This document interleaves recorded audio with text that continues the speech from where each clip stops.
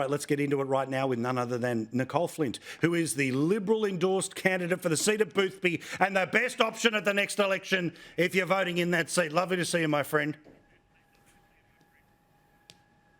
Great to see you too. James Ashby, the best option on the ballot in the seat of Yabun at the upcoming Queensland election. Back him in if you're in that part of Australia. Lovely to see you, sir. Good to see you too, Paul, and happy Mother's Day to my mum and my two grandmothers, that's Val and Anne, and a big thank you as well to all the mothers who've given up their time to look after my grandfather who's in Dove House in Caloundra. It'll be his last show tonight as well, Paul. You'll lose an audience member, I'm afraid. Oh, mate, I'm sorry. Yeah, I'm really he's sorry. Wonderful grandfather. Oh, strength and love to the whole family, he's lived mate. 91 good years. Good stuff, Yeah. good stuff. Well, strength and love. I appreciate the support from him and the family in general. And Christy McSweeney, well, she was absolutely the best option on the ballot paper at last year, the 2022 election. So we can all go back in a time machine there. In the meantime, you can go say good day to her at the PR Council. Lovely to see you, my friend. Thank you for having me. Now, yes, exactly. Now I'm completely impartial. Yeah. All right. So I've got to say, I giggle every year in the lead up to the budget because I remember the types of people, and when I first started doing them a little while ago, you know, when all the wankers get together and they all go, oh, it's like sitting our HSC again. No, it's not. They all sit around. They're basically handed a whole bunch of press releases. Then they all go and copy each other's homework over 7 hours. And then, surprise, surprise, everyone comes out with tax windfall. It's only after normal people outside of the bubble get the chance to look at it and go, hang on, $35 a week? Best case scenario, $35 a week, and then reality starts to set in. But I want a little bit of a BS guide here, okay? James, what is a tip you'd like to give the good people watching right now about the type of BS bingo that we should be playing on budget night, not just in the speech, but the coverage and the spin as well? Well, sadly, when you go into a lockup, the Labor Party's talking points have already been delivered outside while you're locked away for several hours, and you don't get out until I think it's around 5 o'clock in the afternoon. So just before the Treasurer himself delivers his wonderful speech. Oh.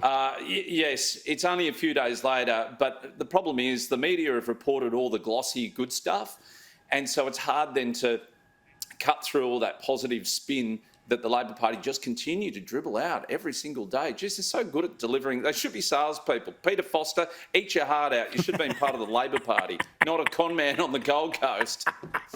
Now, Nicole, again, you've seen plenty. Ones you've liked, ones you haven't liked. But still, again, what's the advice you have for normal people about, okay, when they're saying this, they really mean that?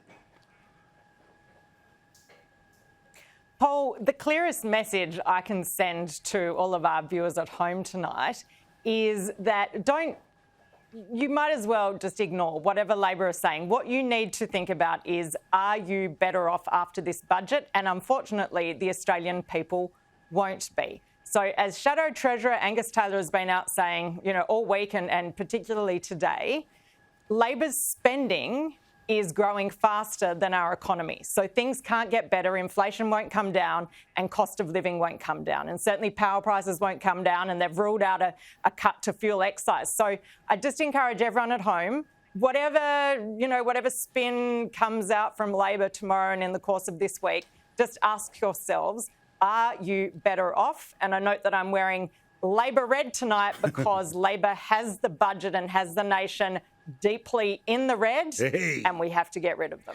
I'd also like someone somewhere, right, to start asking questions about off-budget money. Like, I'd like somebody somewhere to be able to start to come together and say, this is how much, because there's all the stuff they're going to report and put the documents and this, that and the other. But then there's, like, hundreds of billions of dollars that sit off to the side because it's infrastructure building. But guess what? It's all still borrowed money.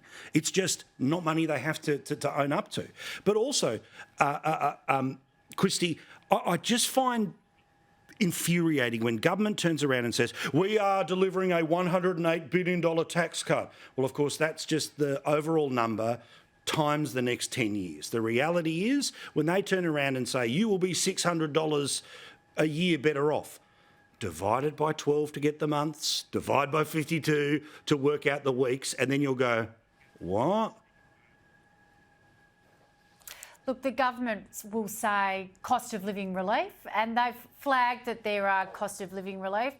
The truth of that is read targeted. So if you're a punter sitting at home and you're hearing the government saying, we're going to help you pay your bills, we're economic managers better than the last people that were in, we are managing the economy, we are going to help Australians through this cost of living crisis, that means only a very, very small percentage of people are going to get about $10 to $15 a week extra. A lot of these are loaded into policy areas where the government feels that they have got a firm ground to stand on against the opposition. We're going to see a lot of these targeted reliefs moved into things like childcare policy. So not everybody out there is going to get anything at all or any help whatsoever paying their bills. Yeah, I mean, just the petrol thing, right? I mean, I bang on about it all the time because I just think it is a multifaceted tax that people pay, and obviously the more you travel, the more fuel, the more you pay. But I mean, literally, the person living in their car pays this tax, all right, all the way through to the person who's using it for commercial reasons. James, why are they so pig-headed in not making this decision? Because to me, the politics is pretty obvious, right? Where you can say to the widest number of people, here is the win.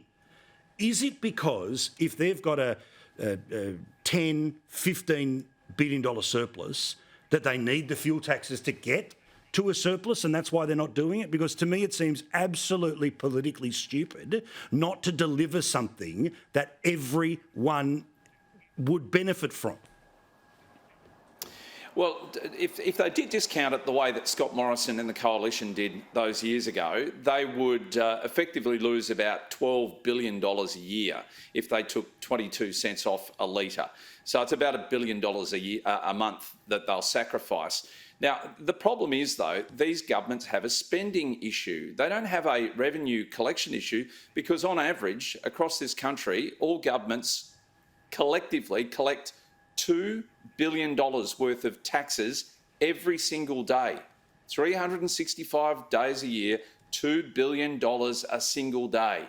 Now, where's that money going? Well, it's been sent overseas. Look at Ukraine. We've given $960 million to Ukraine. We've given millions of dollars towards this new scheme. They're paying super for those people within the public service who take time off to go and have kids. You know, there's another $600 million.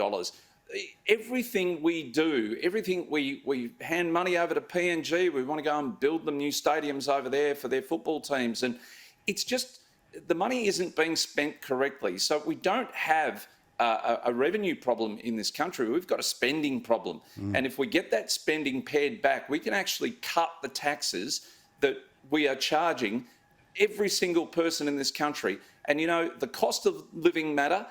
If you have a look at the way that food prices are going, I was talking to JBS Meats here at Beef Week last week. Do you know meat prices? They say the supermarket meat prices are so high, yet the cattle prices come down. The problem is JBS in one of their abattoirs is paying $80,000 a day for power and water. Wow. That's where all these costs are coming from, Paul. It's extraordinary. The governments are just squeezing the life out of businesses who then pass that on to the end consumer. We're all paying for it. So your little piddly little tax break you claim you're going to give us is going to go nowhere.